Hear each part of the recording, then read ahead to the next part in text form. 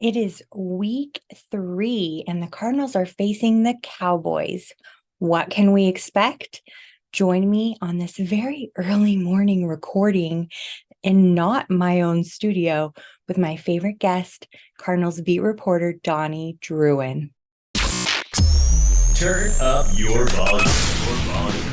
Because you're about to listen to The Sick Podcast with Kelly Singh. Murray heaves it downfield. It is. Oh, it's caught. It is caught. DeAndre Hopkins. Miraculous. It's Murray magic. The sickest Arizona Cardinals podcast. It's gonna be sick. And we're back. And I'm here with my bestie, better than the restie, Donnie Druin, Cardinals beat reporter. It is way too early for this, but hello, how are you? Just for those tuning in, we are recording this at 7 a.m. And if you're watching this, it's apparent that it's 7 a.m. Donnie does not have to deal with bedhead. No, luckily I keep things very short and almost like not military-esque, but I mean the very nice people at Great Clips take maybe 10 minutes to give me 3 on top and 2 on the sides. That's what I took with my hair this morning, and it's clear. Enough about mornings. I do have coffee. I'm trying to keep up the energy, Donnie. Keep up. I got the Ilani right here. I mean, I'm trying. Give me a couple minutes and I'll certainly get there. I'm just messing with you. I'm so grateful for Donnie taking the time to come and chat with us on this fine Friday as we look ahead to week 3, Cardinals versus Cowboys at the Nest. And it's going to be interesting because much of Arizona have tied their allegiance to the Cowboys. Yeah. And I mean, that goes back to like my elementary school days before the Cardinals were like established as a team in Phoenix and you were just a Cowboys fan. That's how it was. And that's how a lot of Phoenix has remained. So I feel like it's going to be a very interesting blend of people this weekend. Yeah, so much like you, I feel like almost everybody, not almost everybody, but a good chunk of the population out here grew up watching the Cowboys on TV because like you said, the Cardinals were not really a thing here. And the Cowboys were very, very prominent before the Cardinals got to Phoenix and eventually changed their name to Arizona. That's on top of the fact that Cowboys fans are everywhere, as is. I mean, I feel like you can't run anywhere across the country without running into a Cowboys fan. They typically travel pretty good too. So you combine all of those factors, and I definitely expect State Farm Stadium to be Cowboys blue come Sunday. I have a feeling that you're right, and that's okay. It's fine. It's fine. Because you know what's going to happen when the Cardinals do make a good play? I still think everyone's going to cheer. I don't know. That's just my vibe. So a bunch of pity cheers. Not pity cheers. Oh my goodness. It is too early for this kind of laughter now that you're doing that. Well, we do have some reprieve from the Cowboys. I mean, from what I've been reading, Brandon Cooks probably will play. I don't know if you've heard anything different, but they are missing huge news for the rest of the season. Trayvon Diggs, cornerbacks, that's a huge hit for them. Yeah, and apparently towards the ACL during a one-on-one matchup during practice on Thursday, certainly something you really don't want to see, even if you're a Cardinals fan. If you line up against one of the best teams in the league, you want to beat one of the best teams in the league when they're at full strength, right? Trayvon Diggs is a very, very good player. I mean, he signed a 5-year, $97 million extension in the offseason. Clearly, the Cowboys thought the same of him. Moving forward, though, obviously the Cowboys defense will not be quite the same caliber, but I mean, you do kind of expect him to still maintain that high level of play. Stephon Gilmore, they signed in the offseason, still figures to be a pretty good corner for them. And then their safety tandem of Malik Hooker and Jaron Curse has played pretty well this year, too. That's on top of the phenomenal front seven featuring Micah Parsons and DeMarcus Lawrence, among other names, too. So Diggs is a very, very big blow. It'll be really interesting to see how they kind of navigate without him. But I expect him to carry on business as usual whenever game time rolls around. I agree. I think it is a big blow, but just like you said, they're gonna carry on. They're gonna pick up. I feel like Diggs was more of a interception master than necessarily what we see out of Micah Parsons. Obviously, they play different roles. However, if the Cardinals plan on executing a run game, they still have to deal with a very strong defensive line, even without Diggs there, because that's not where he's at. Yeah, I do think that's where things maybe get interesting on Sunday because with Diggs there, you do have a more, I don't want to say a lockdown corner, but like a turnover machine. Like he's Yes. very, very capable of seeking the ball and going to get it. Now more so because Marquise Brown is likely to get that Stephon Gilmore matchup.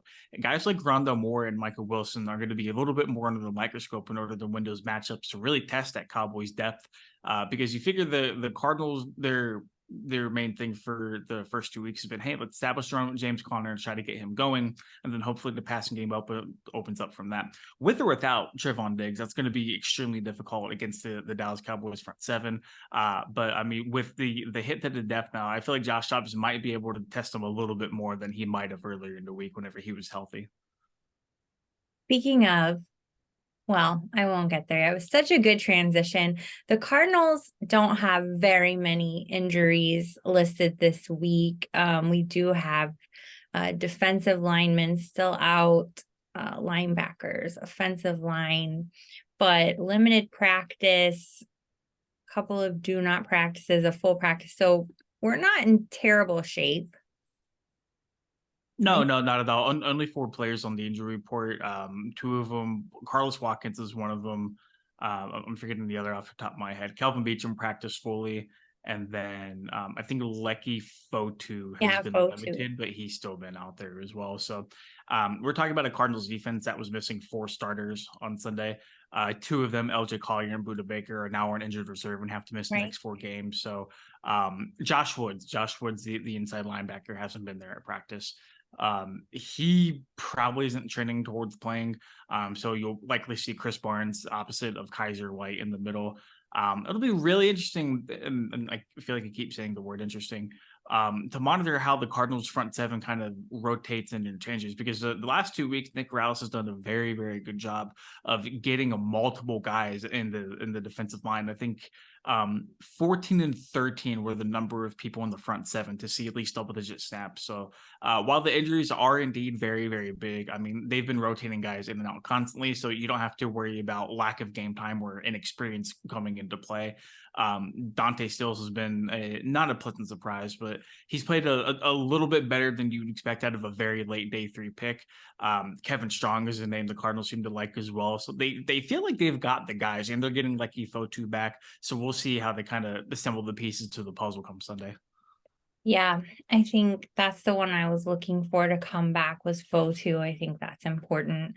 It sucks that Buda Baker's on injured reserve, obviously. But if we can get the Cardinals of the first half last week against the Giants, that would be amazing. So fingers crossed for that. Josh Dobbs, if he plays as poorly as we saw in the second half of last week, could we see a swap mid-game? Should we? Because I was like, what is happening here? Can we not get a fourth quarter Clayton Tune appearance? I would be shocked if they switched quarterbacks midweek. And to be honest, Kelly, barring a very, very poor performance, and I mean extremely poor performance, I would expect Josh Dobbs to be the starter heading into week 4 in San Francisco. if you look at the numbers offensively, even after the very, very poor second half, I mean, the Cardinals almost doubled their yards per play. They cut down completely on the turnovers. They put up 28 points compared to 9 offensive points in week 1. It was there. Like they were firing on all cylinders. It's just for whatever reason, I think a hefty mix of lack of coaching adjustments at halftime, on top of Drew Petzing being extremely conservative in the second half, on top of the Cardinals not exactly being adventurous whenever distributing the ball. I think all of those kind of snowballed into each other and played into a very, very poor second half for the Cardinals. I don't think all of that is on Josh Dobbs. I would not expect to see Clayton Tune in week 3. I would be a little bit surprised to see him in week 4, barring a Nathan Peterman performance where he throws 4 interceptions in the first half. Okay. Why do you have to be so logical? God. I come here to spit facts. So, This is why we're a great team. yes. Well, I just felt like, man, this couldn't get any worse. Can we just shake it up a little bit? That's how I felt as a fan watching, at least. Not that that has any sort of logic behind it, but that's where I was. Yeah, but if you do that, you also open up the door for potential conversations of Clayton Tune maybe starting this week. Maybe Josh Dobbs starts this week. And I think the Cardinals are definitely trying to get a rapport with the Josh Dobbs in the offense. I mean, we saw whenever he finally had a week under his belt in the system with actual live reps, throwing to guys he's never thrown to before. After he got all of that out of the way, he did look a little bit better than week 1. I'm not saying he looked like a Pro Bowl quarterback, but he did look better. He did look more confident, more settled in the pocket. It was nice to see him extend plays with his legs too. I know people who love Clayton Tune will love that about him and his athleticism. Josh Dobbs ran for a 23-yard touchdown and mowed somebody over to get there too. I'm not saying Dobbs is Patrick Mahomes by any stretch of the imagination, but he was brought in for his familiarity, and the hope is that experience on top of his familiarity can lead Arizona to some success. And to be fair, the Cardinals, if you're a betting person, have covered the last 2 weeks, and I mean they've had double-digit leads in the third quarter too, so they haven't exactly been blown out by any stretch of the imagination. They've played very, very good defense. They're trying to establish the run, and I think that's the most you can ask for when you have a quarterback like Dobbs, who, by the way, whenever he starts on Sunday, will make his first 3-game stretch of starting in his career, and he was drafted in 2017. Holy smokes. I don't know if that's something to celebrate, but That is not. It's not. One thing. Shoot. Oh, yes. You mentioned betting. I have noticed, because I play a lot of daily fantasy. I do a lot of prop betting, write about daily fantasy. And I have noticed that a lot of DFS managers are staying away from Cowboys players. The rostership is quite low.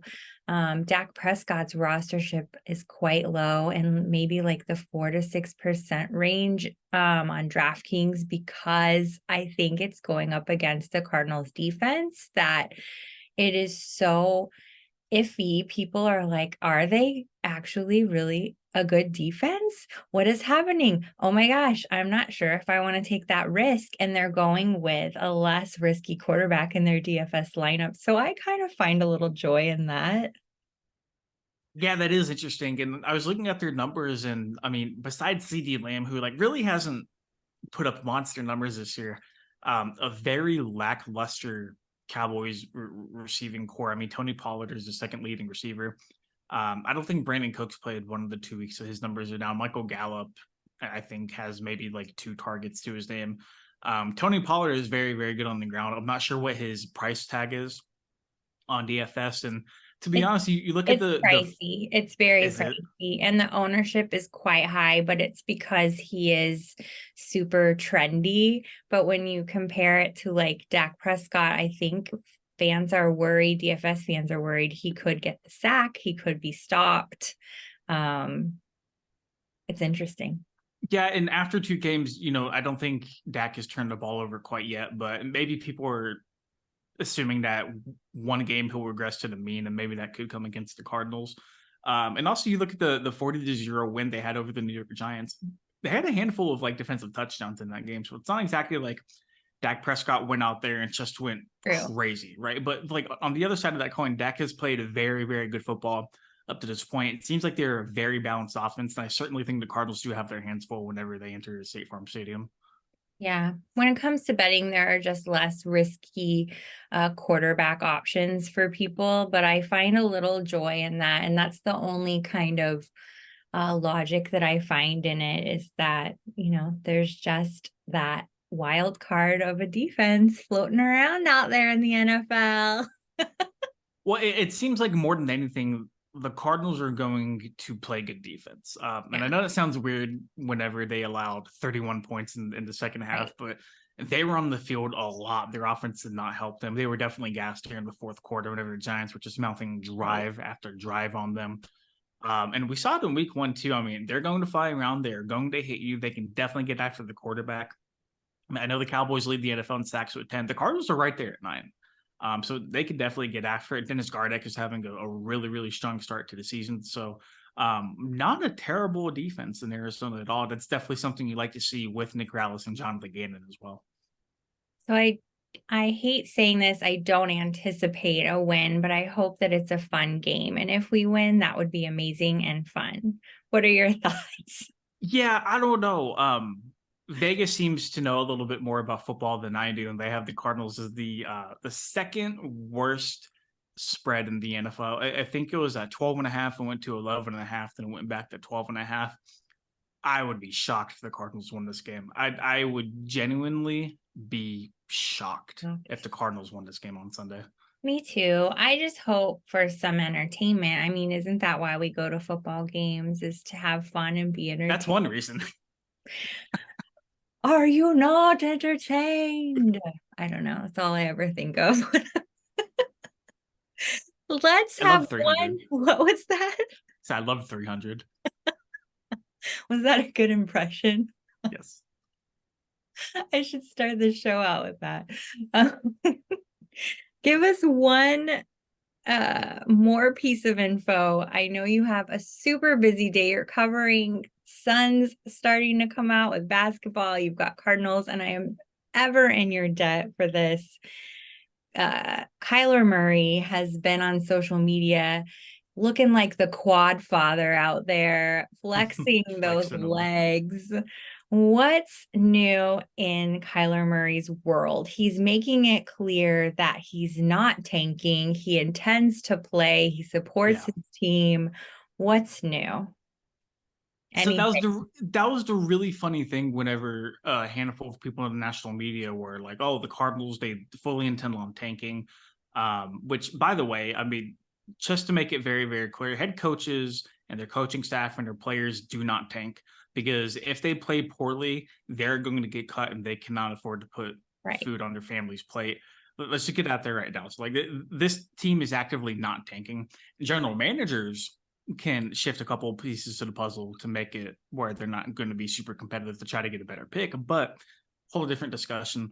Kyler Murray, whenever people were like, "Hey, Kyler Murray is not going to play," all of us here in Arizona were like, "Well, why would he be pushing so hard to get back?" Kyler Murray, to the core, is a very competitive person. He wants to be out there on the field, and I think he should want to be out there on the field. It benefits all parties involved if Kyler Murray returns here in 2023, whether that's for Kyler to prove himself as Arizona's franchise quarterback and wash away any potential talk of Caleb Williams or Drake May or whoever it might be.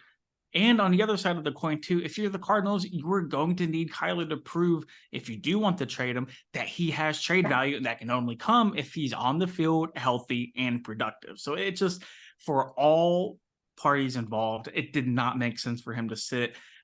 He's very much working his way back. I can tell you right now at practice, he is outside rehabbing extremely hard every single day we are out there. He's eligible to come back or after week 5, since he was placed on PUP. He had to miss the first 4 games of the season. He's going to need a handful of weeks of practice to really kind of get his feet settled. So, like, everybody around here seems to think like week 7, week 8, somewhere around that area is kind of a more realistic landing spot for Kyler, but I definitely expect him to be back this year. Yeah, I think early on, I'm trying to think if I said anything damning. I think that it was more about this is a bad injury. And that was early on. And it's like, this could take a year of rehab, depending on the seriousness of this injury. That's looking like playoffs time. So the fact that he's going to potentially make it back mid-season, like on the later half of mid-season, is super exciting to the fan base, health-wise, trade-wise. I think the only rumors, that I may have entertained could have been around, there could have already been a trade talk in play, and that they don't want to damage him by putting him out on the field if this was already something in motion. But man, he has been so inspiring, and to see him come back, I think is going to be a shot in the arm for the entire fan base. You certainly hope so. You can make an argument. The Cardinals are 2-0 right now if Kyler Murray is healthy and under center. I mean, I think so. They've played a lot better football than a lot of people have anticipated. And Kyler Murray, to his core, and I really want people to take this in, digest it. Kyler is a good person. Nobody should hate Kyler Murray. Nobody should root against Kyler Murray. I know there's a lot of outside narratives about him. Kyler Murray is a very good person. I've enjoyed my interactions with him. He wants to win more. I promise you, more than anybody else in that locker room, Kyler Murray wants to win. That is somebody who has never lost in his life. Didn't lose in high school, didn't lose in college, came to a losing organization. He does not want to lose at all. I promise you. So any losses under his guidance, it is not intentional. He wants to win. He wants to be out there. But to touch on the point that you made, the Cardinals are definitely going to take their time with this, because the last thing you want is to try to rush him back and then him further injure himself. I agree. At the end of the day, it's an asset to the team, and they are people first. Yeah. And I hope that everybody realizes their assets second, but it's still there. It's a commodity, and they can't afford to have him re-injured by any means, whether it's the future with the Cardinals or the future somewhere else as a commodity. They definitely can't afford more injury, but his spirit alone and his social posts, and I think it's been really exciting. Yeah, no, he's definitely been working his way back. He wants to be out there. And I think you put it best. I think he's definitely going to be a shot in the arm for this Cardinals team if and when he does return.